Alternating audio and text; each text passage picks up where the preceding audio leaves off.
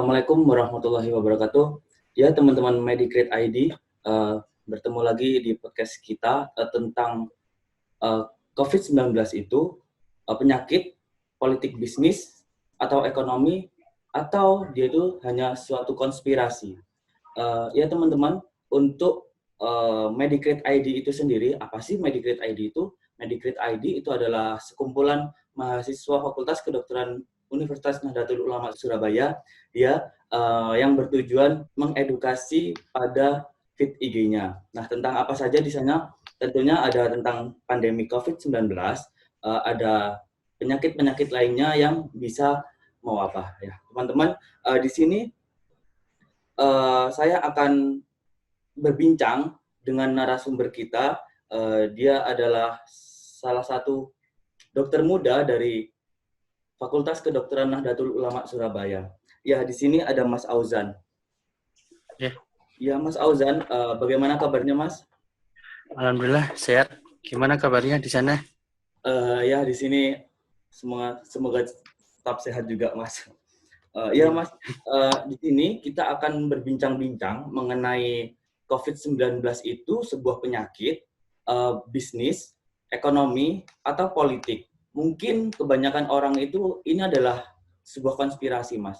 Bagaimana pendapat Mas Auzan tentang itu?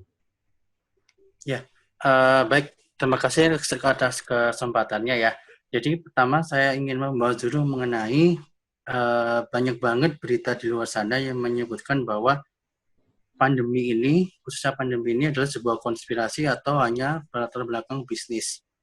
Yang lebih menyakitkan lagi adalah para tenaga medis, baik dokter, perawat, dan lain sebagainya, maupun rumah sakit itu melakukan bisnis demi meraup keuntungan rumah sakit maupun pribadi maupun golongan atas adanya pandemi ini. Nah, saya ingin bahas dulu mengenai konspirasi. Jadi, banyak dari kita itu berpikir bahwa teori konspirasi.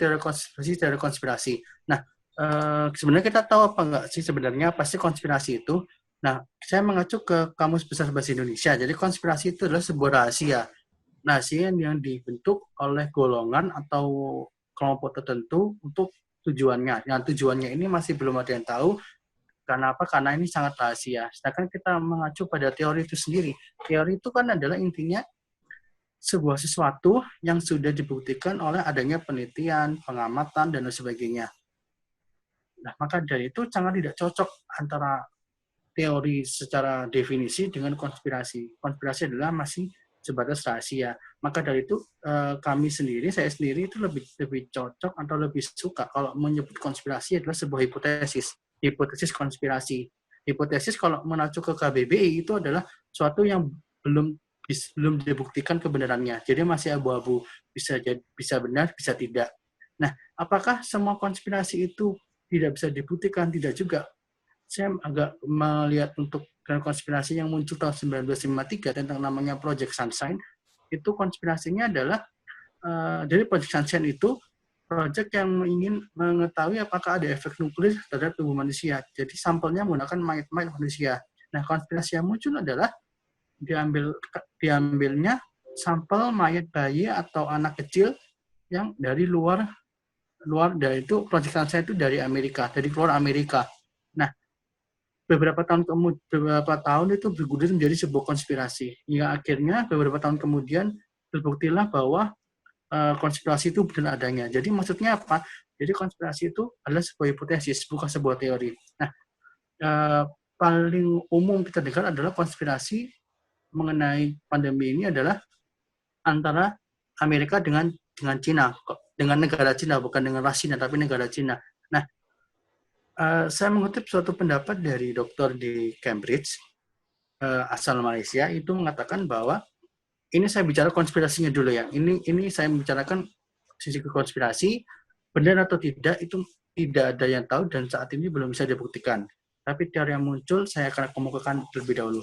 Jadi, konspirasi yang muncul adalah, menurut profesor dari Cambridge itu mengatakan bahwa SARS-CoV-2 atau coronavirus yang menyebabkan COVID-19 ini merupakan enrich dari SARS-CoV atau coronavirus yang sebelumnya.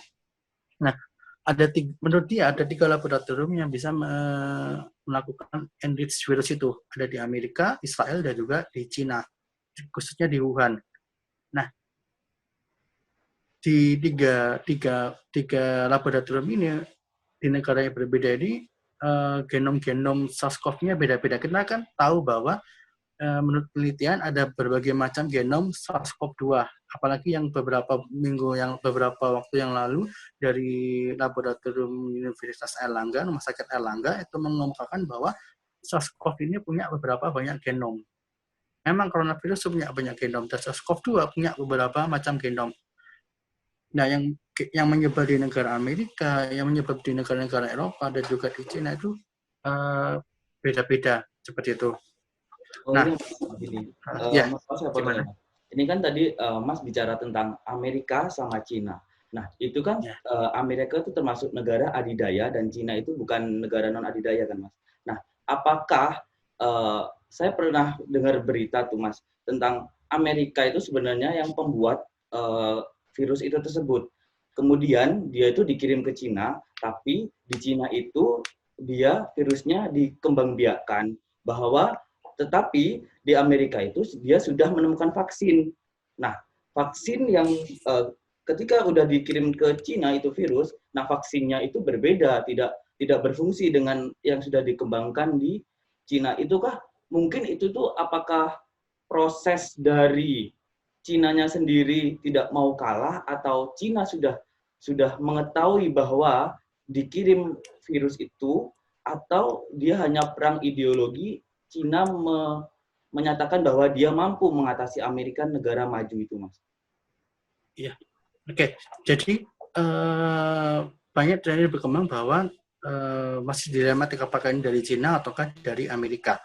Nah, secara sains memang ada 2 kemungkinan evolusi atau perkembangan dari virus ini. Yang pertama dari hewan ke hewan, jadi evolusinya dalam hewan ke hewan yang bertransmisi atau menginfeksi manusia, itu kemungkinan pertama. Nah, kemungkinan yang kedua adalah evolusi yang ada di manusia. Jadi sudah menginfeksi manusia, dia berevolusi sehingga dari manusia transmisi ke manusia. Itu ada 2 kemungkinan yang berbeda. Nah, untuk konspirasi yang berkembang, hipotesisnya adalah apakah Amerika yang membuat atau China yang membuat. Nah, berdasarkan yang sering muncul, literatur yang sering muncul adalah di Amerika itu memang sebuah negara yang adidaya, negara yang ibaratnya mengklaim dirinya sebagai polisinya dunia, itu semuanya itu money oriented atau semuanya itu uang dan bisnis dan sebagainya. Nah, Amerika itu adalah negara yang must be have an enemy. Jadi negara yang harus mempunyai musuh. Untuk apa? Untuk income-nya. Contoh, misalkan musuh perang, dulu ada Uni Soviet dan sebagainya. Amerika pun menambah income-nya dari persenjataan itu. Jadi income dan sebagainya. Nah, lalu memerangi Islam dan sebagainya di negara-negara Timur Tengah, dan juga yang sekarang adalah perang dagang dengan Cina. Nah, dengan cara apa? Karena kita ketahui bahwa Cina itu sangat maju sekali untuk industrinya dan sebagainya. Iya Mas, apakah dari gimana? Iya Mas kan tadi berarti kan Amerika berarti Mas setuju bahwa Amerika itu awal dari perkembangan virus itu tersebut. Kemungkinan besar konspirasinya muncul seperti itu, tapi apakah bisa dibuktikan atau enggak ini belum tentu. Seperti itu, belum ya, bisa Mas, yang membuktikan. untuk adanya coronavirus itu bertujuan apa sih Mas dari sisi kedua negara itu yang menciptakan atau virus yang direvolusi tadi, dia itu bertujuan untuk mengurangi populasi atau ada tujuan lain, Mas? Nah, ya ini menarik ini pertanyaannya. Seperti saya kemukakan sebelumnya, jadi bahwa dengan adanya pandemi ini, income-nya negara-negara itu, baik Amerika, khususnya di Amerika itu bertambah. Kenapa? Contohnya ini, kita pernah mendengar bahwa pernyataan Bill Gates di Forum Ekonomi Internasional TED itu mengumumkan bahwa akan ada sebuah pandemi, yang mana mereka, Bill Gates, organisasi Bill Gates yang bergerak di bidang kesehatan itu udah proses menciptakan vaksin. Nah, kita bisa bayangkan, kok bisa tahu mereka adanya pandemi. Oke, mungkin mereka adalah orang yang punya banyak sekali data. Nah, data itu diolah sehingga memprediksi bahwa akan ada pandemi dan mereka menyiapkan vaksinnya. Tetapi kalau misalkan kita menilik konspirasi yang muncul bahwa dengan adanya pandemi, penjualan vaksin bertambah, income yang bertambah buat negara Amerika, khususnya di Bill Gates itu. Seperti itu. Nah, di Amerika sendiri itu banyak banget konspirasi antara Trump dan juga kontra Trump. Itu juga konspirasi yang berbeda lagi kalau misalnya kita ingin beda satu persatu seperti itu. Berarti gini Mas, berarti banyak golongan elit dia yang sudah merencanakan gitu Mas. Berarti kan bahwa elit itu juga menyuplai salah satu supply untuk menciptakan virus tersebut. Konspirasi berkembang seperti itu, hipotesisnya. Tapi apakah benar atau tidak itu masih belum bisa dibuktikan dan sangat susah dibuktikan kalau tentang masalah intelijen seperti itu.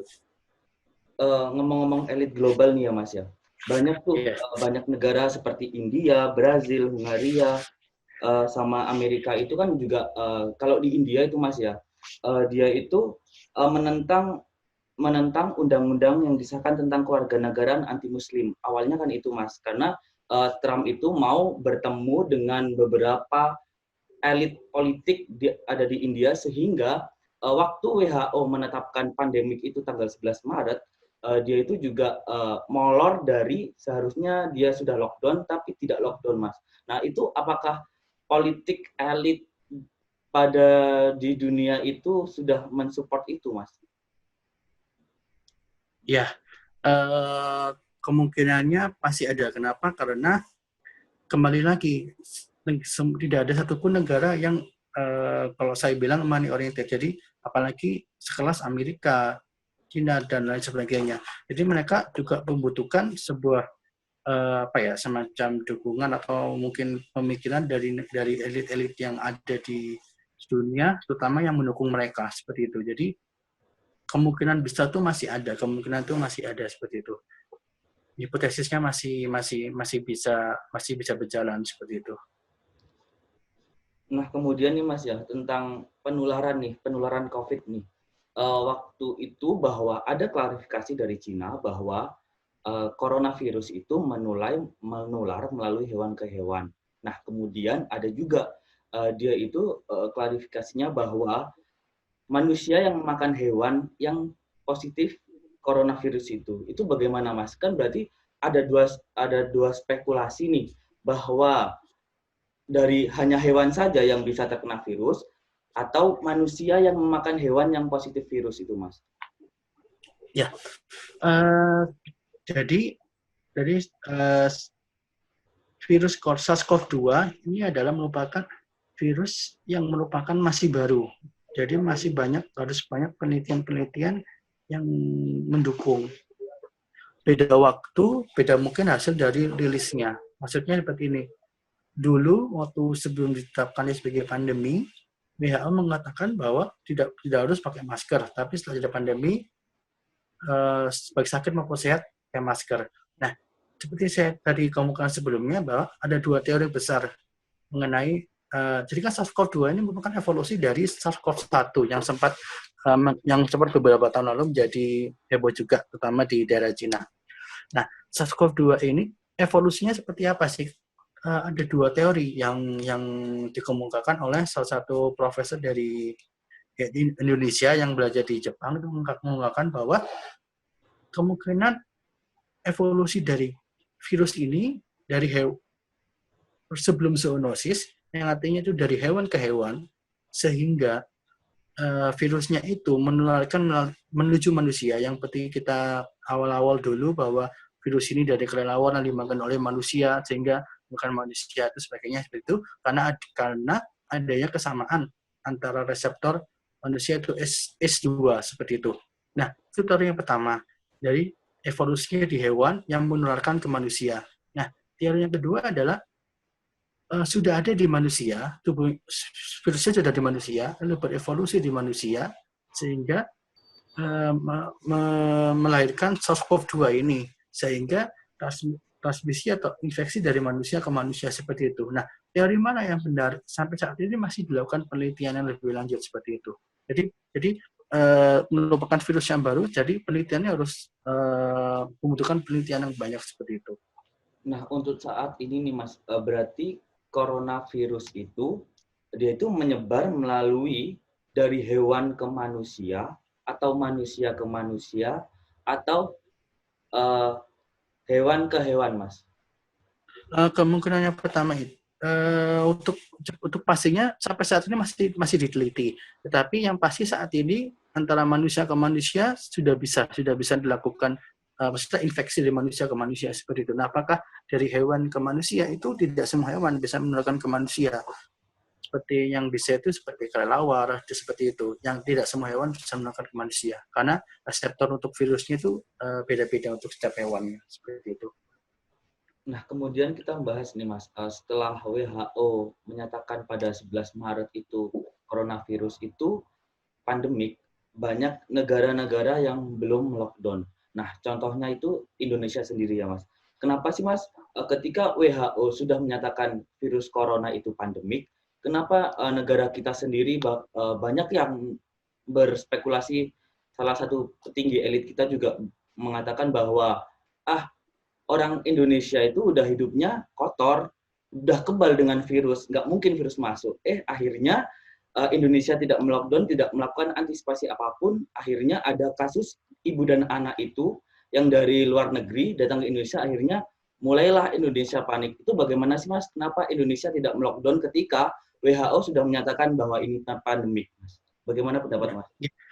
Ya, baik. Jadi menurut yang informasi saya dapat, jadi sebenarnya pada saat bulan Desember, Januari, Februari, jadi kan kita kan darurat kan bulan Maret ya. Jadi pada saat Desember, Januari, Februari itu sebenarnya sudah ada ibaratnya gerilya dari pemerintah untuk melakukan screening mana sih yang misalnya gejala COVID lalu akan diperiksa dan sebagainya. Jadi sudah bergerak dari bawah, yang tidak diumumkan di media dan sebagainya.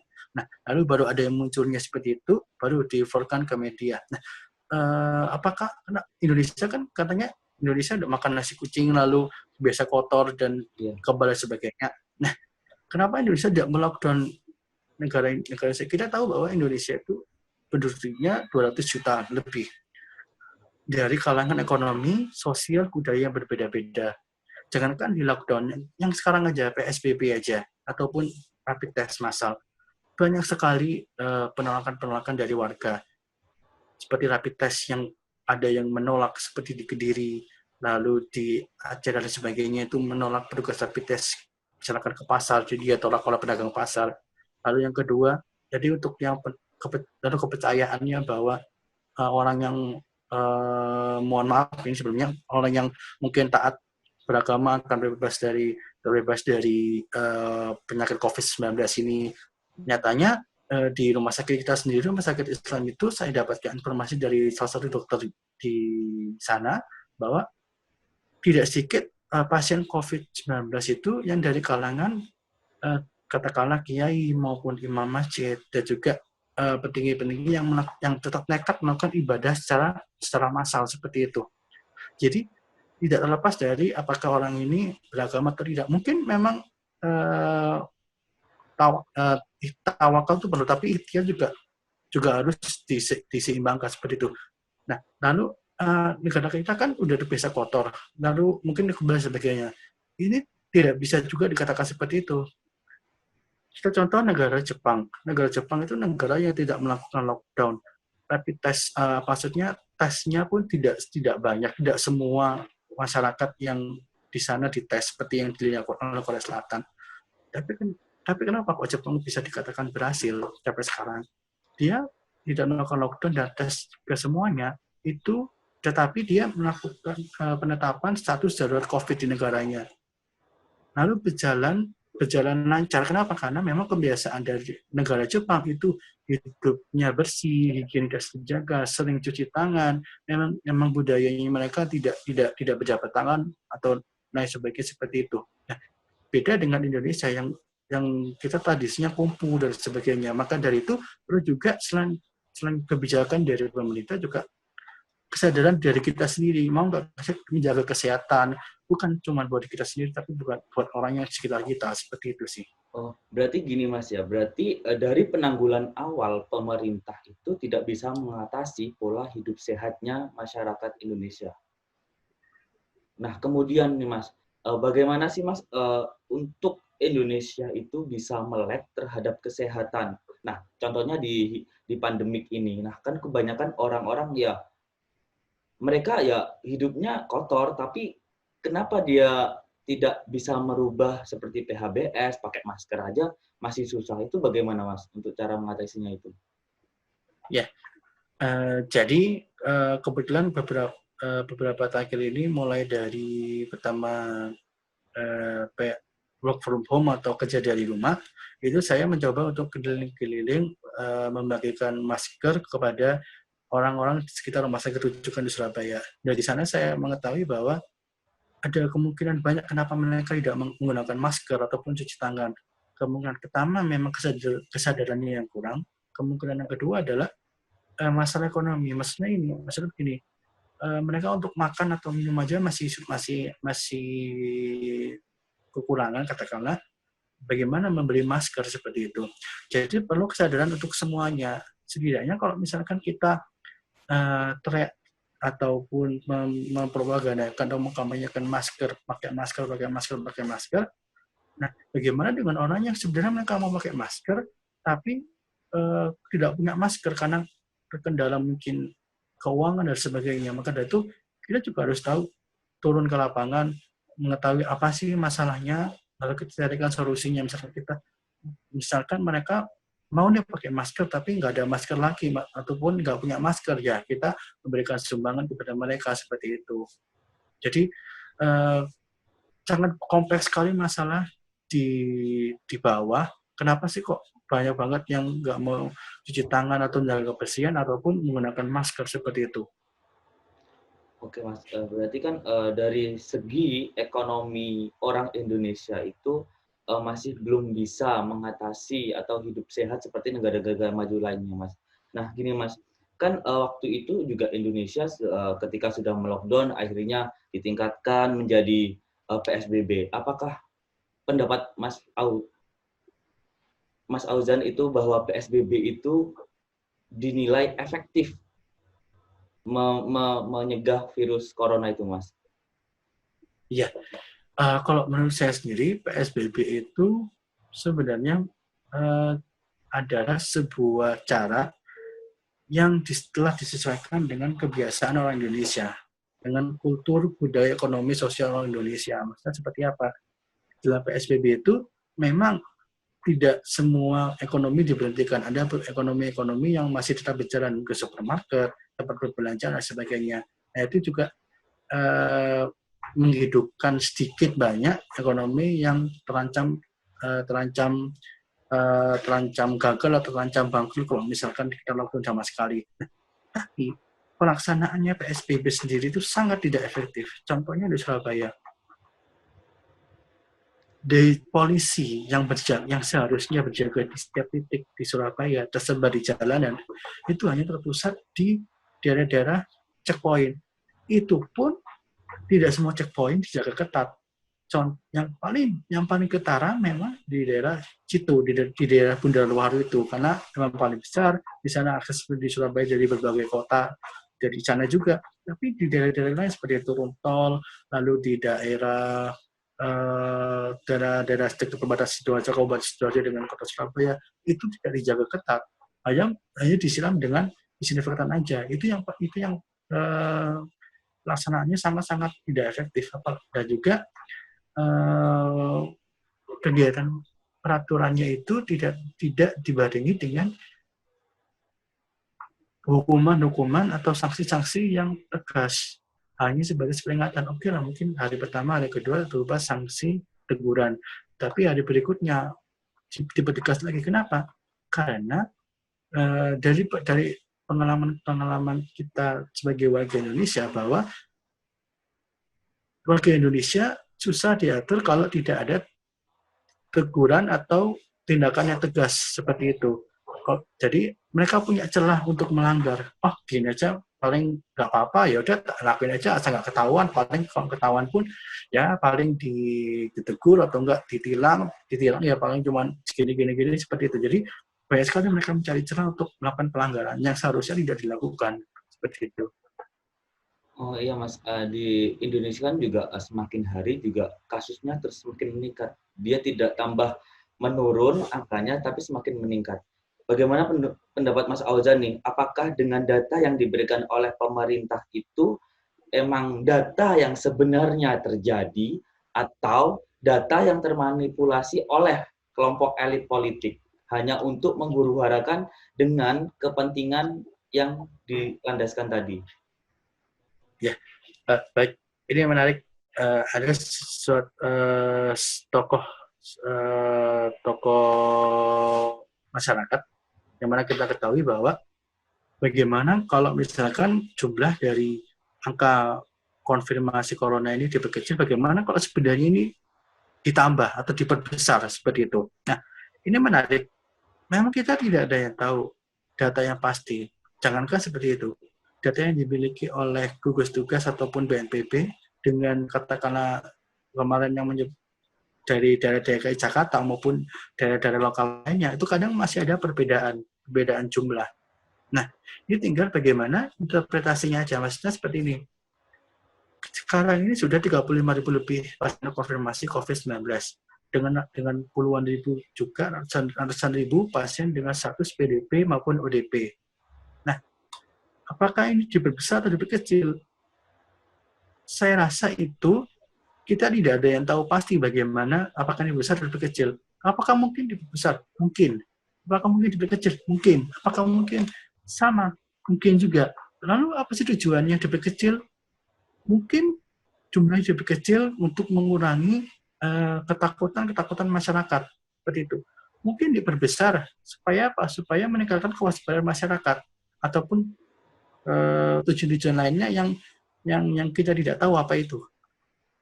Apakah sama? Mungkin juga kita nggak ada tahu. Lalu apa sih tindakan kita menyikapi jumlah yang disajikan kepada kita? Ya udah kita ketahui.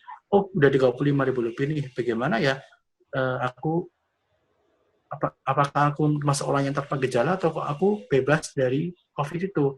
Ya gimana caranya supaya kita mendingan bebas aja dari COVID itu dengan PHBS, cuci tangan, jaga social distancing, physical distancing, pakai masker, tidak berkerumun yang dekat-dekatan dan sebagainya seperti itu.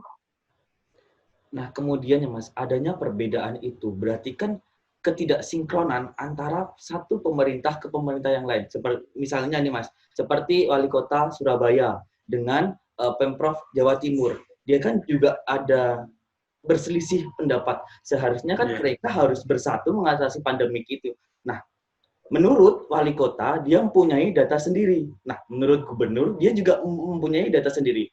Apakah ketidaksinkronan itu, Mas, itu juga berdasarkan ada maksud yang lain dari adanya virus ini, Mas? Ini yang kan sering yang dipertanyakan orang-orang sehingga orang-orang itu menganggap ini hanya tunggangan politik elit untuk mencapai tujuannya, gitu, Mas. Bagaimana pendapatnya, Mas? Iya, jadi kalau misalnya kita bicara tentang Pemkot Surabaya dengan Pemprov Jawa Timur ini sangat menarik. Kenapa? Karena kita disajikan data-data yang berbeda ataupun tindakan-tindakan yang berbeda, yang saling kontradiktif atau satu sama lain.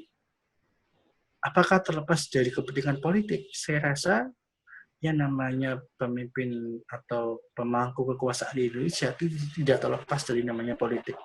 Seperti kita ketahui bahwa sebentar lagi, ya kalau misalkan nggak ada pandemi ini ya, Surabaya sudah melakukan pemilihan wali kota yang baru. Otomatis itu tidak lepas dari kepentingan politik seperti itu. Contohnya aja kemarin tentang masalah bis to tes PCR yang mana yang katanya harus untuk Surabaya tapi dialihkan oleh Pemprov ke daerah-daerah lain yang mana Surabaya menjadi prioritas utama.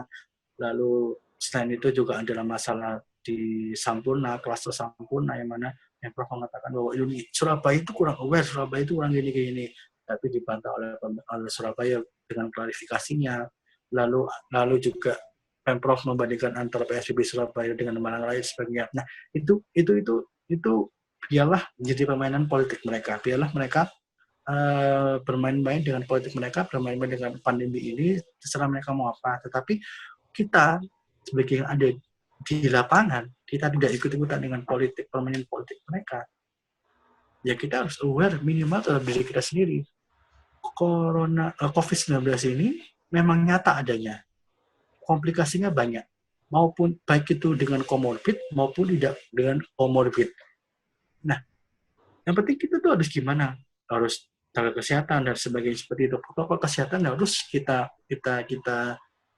utamakan. Kenapa? Karena untuk menyelamatkan diri kita dan orang-orang yang ada di sekitar kita. Untuk masalah politik dan sebagainya itu biarlah urusan yang di atas. Yang penting kita di sini harusnya seperti apa? Karena ini adalah penyakit yang nyata bahayanya seperti itu. Tapi jangan takut, tapi tetap waspada seperti itu. Oh ya Mas, ngomong-ngomong nih, bagaimana sih Mas pengalaman sampean kan juga ikut relawan nih, relawan terjun langsung sebagai relawan COVID. Bagaimana ceritakan dong Mas, bagaimana pengalamannya menangani orang-orang yang terkena positif COVID itu Mas? Ya, jadi kalau saya sendiri terutama di bagian yang melakukan edukasi dan juga pencegahan seperti itu. Saya pernah melakukan bagi-bagi masker di daerah rumah sakit di kampus A Uner, rumah sakit Dr. Sutomo. Ketika saya bagikan, itu mereka dalam keadaan tidak menggunakan. Dari sebelum saya bagikan, saya lihat tukang beca itu kebanyakan tidak menggunakan masker. Lalu saya pikir, kenapa mereka tidak menggunakan masker ya? Apakah karena kesadaran atau mungkin karena alasan lain seperti itu? Lalu saya mencoba bagi-bagi kadang-kadang saya juga berbicara dengan mereka, yang mana mereka mengeluarkan rasa bahagianya mereka, rasa senangnya mereka ketika diberikan masker. Begitu yang contoh yang di rumah sakit Uni Sutomo. Contoh lain di rumah sakit Suwandi, yang mana saya ke sana ketika ada kabar bahwa dokter IGD-nya meninggal seperti itu. Nah, saya di sana itu pada bulan puasa. Biasanya saya memang membagikan masker dan juga makanan nasi seperti itu. Tapi pada saat bulan puasa, pada satu siang hari saya hanya membagikan masker dan juga kurmanya itu tidak terlalu banyak, kayak satu bungkus isi mungkin 3 atau 6, satu bungkus isi 3, mungkin saya berikan 1 atau kapan 2 bungkus kecil. Mungkin saya pikir karena cuma masker sama kurma, antusiasnya mungkin tidak sebaya ketika saya membagikan nasi seperti itu. Ternyata tidak. Bahkan mereka dia berpikir bahwa saya hanya membagikan masker aja tanpa membagikan kurma. Jadi sangat senangnya mereka ketika mendapatkan masker seperti itu. Jadi kita juga saya dapat menyimpulkan bahwa sebenarnya ketidaksadaran mereka akan masker itu karena hal-hal lain seperti ekonomi dan sebagainya. Jadi bagaimana kita menyadarkan mereka, kita turun kepada mereka, tanya apa sih solusinya, kenapa sih nggak mau pakai masker, kenapa sih kok gini-gini. Jadi ketika kita sudah tahu apa masalahnya, kita berikan solusi, mereka akan nurut juga. Jadi ketika saya kasih, mereka nggak simpan di kantong ataupun nggak langsung dipakai seperti itu. Jadi masalah-masalah tentang ketidaksadaran ataupun dan sebagainya itu bisa aja kita lakukan pendekatan seperti itu. Oh ya Mas, berarti kan dapat disimpulkan nih Mas dari cerita atau pengalamannya Mas Auzan ketika jadi relawan itu bahwa masyarakat Indonesia itu sebenarnya dia sadar akan pandemik ini dan bahayanya virus ini. Namun ada satu sisi bahwa dia ketidakmampuannya dia atau dari personalnya itu sadar bahwa dia harus menggunakan ini, tapi satu hal lain seperti ekonomi mungkin dia masih sulit membelinya karena uang yang tidak cukup atau dia juga butuh untuk nafkah yang lainnya. Ya, Ya jadi Mas, prioritasnya. Ya berarti masyarakat Indonesia itu sudah sadar, tetapi cuma kurang fasilitasnya. Kurang aware gitu. Iya, kurang aware. Jadi sadar sudah, cuman aware-nya kadang masih kurang. Apalagi kalau sudah dicekoi oleh broadcast dari grup WA tentang hoax satu ini ataupun konspirasi. Bahkan kemarin ada seniman Surabaya yang mengatakan bahwa COVID itu ada di Surabaya seperti itu tambah menambah ketidakawarean mereka yang awalnya sadar jadi tidak sadar seperti itu. Oh ya, gini Mas, bagaimana sih Mas kita menyikapi itu tadi, seperti orang yang ini banyak nih Mas berita hoax bahwa corona itu sebenarnya tidak ada, tetapi hanya diadakan oleh orang-orang yang di atas. Itu bagaimana sih Mas kita mengedukasi masyarakat yang percaya akan hoax gitu Mas? Ya, jadi menarik kita ketahui bahwa gejala dari COVID, awalnya gejala COVID adalah pneumonia, sesak, batuk, dan juga demam. Tapi seiring berjalannya waktu, sudah ada penurunan kesadaran, lalu gangguan jantung, dan sebagainya. Nah, lalu gimana sih kita meyakinkan bahwa COVID ini benar adanya dan bahayanya nyata adanya, bukan hanya permainan sesuatu yang diada-adakan. Kita seperti yang kita ketahui bahwa di media manapun itu mengatakan atau membahas COVID, corona. Tapi kenapa sih kok masih ada masyarakat yang nggak paham atau nggak tahu sebenarnya corona atau COVID itu seperti apa? Nah, ini kalau kita harus terjun ke lapangan atau pendekatan secara personal, memberikan pengertian, oh COVID itu seperti ini loh, seperti ini, bahayanya seperti ini. Kalau mereka bertanya, oke, jawablah dengan logika yang masuk akal. Kita melakukan pendekatan kepada mereka harus pendekatan yang humanis, pendekatan yang mereka terima seperti itu. Supaya apa? Supaya mereka sadar bahwa COVID ini ada dan bahayanya nyata. Dan juga kita jangan hanya menyuruh. Contohnya menyuruh adalah Bu, Pak, pakai masker. Tetapi kita tidak memberikan solusi. Kenapa mereka tidak pakai masker seperti itu? Dan juga memang orang yang ibaratnya ngeyel itu kan susah diberitahu. Nah, setidaknya kita memberitahu orang lain yang tidak ngeyel. Kenapa? Karena orang yang ngeyel ini kemungkinan bisa aja terpengaruh atau pemikiran terbuka karena sekitarnya yang kontra pendapat dengan orang yang ngeyel itu seperti itu. Jadi setidaknya kita menyelamatkan orang yang bisa kita selamatkan daripada mungkin memberitahu capek-capek orang yang ngeyel seperti itu. Iya Mas, ini sebenarnya kan masalah pandemik ini sebenarnya kita harus menangani atau bekerja sama satu sama lain. Ini tidak bisa kan Mas, bahwa pandemik ini kita selesaikan sendiri di ranah kita sendiri, nggak mungkin. Jadi kan Indonesia itu juga luas, jadi kita harus bekerja sama antara rakyat ataupun pemerintah. Nah Mas, sebenarnya kan ini masalah yang sangat populer saat ini, tapi ya karena keseringan dibicarakan sehingga masyarakat itu ya sudahlah, corona ya corona, kita harus melakukan aktivitas kita sekarang gitu. Nah, Mas, untuk yang saya simpulkan dari pembicaraan Mas Auzan tadi bahwa COVID itu adalah sebuah pandemik yang nyata, namun diperankan oleh elit global, sehingga kita sebagai masyarakat yang harus aware atau sadar diri bahwa COVID itu juga berbahaya dan kita harus memperbaiki PHBS kita atau hidup sehat kita. Nah, ya Mas, terima kasih ya Mas sudah hadir atau bisa sebagai narasumber di Medicrit. Terima kasih banyak Mas sudah meluangkan waktunya.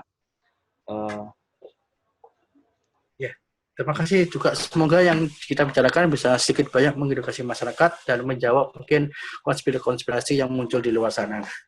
Iya Mas. Nah, ya udah Mas, mari kita tutup podcast ini. Terima kasih Mas. Wassalamualaikum warahmatullahi wabarakatuh. Waalaikumsalam.